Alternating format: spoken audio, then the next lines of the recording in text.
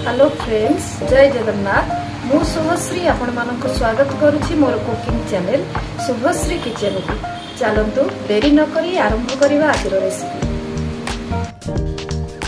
मीठा डाली पई मु एठी गोटे कप हरड़ डाली को धोई के नेछि। एथिरे 1.5 कप पानी देबी, किछि हळदी गुंड, लुण, छेचा अदा, तेजपत्र आउ किछि चीनी देबी। चीनी रो परिमाण टिके अधिका रहिबो। एहाकु लीड देई गोटे हुइसिल देबा पर्यंत छाडी देबा। डाली भलो भाबरे सिझी जाईची। एबे तेजपत्र को काढी देबा। एबे डाली को छुंक देबा। कड़ाई रे घी पकाई सुखिला लंका पकाइबा, किछि सोरिष पकाइबा। सोरिषर परिमाण अधिका रहिबो।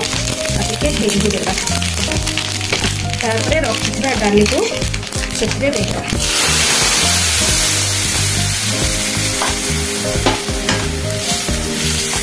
डाली टे एमती पहलिया रहिबो। एबे प्रस्तुत हो जाइछे मीठा डाली।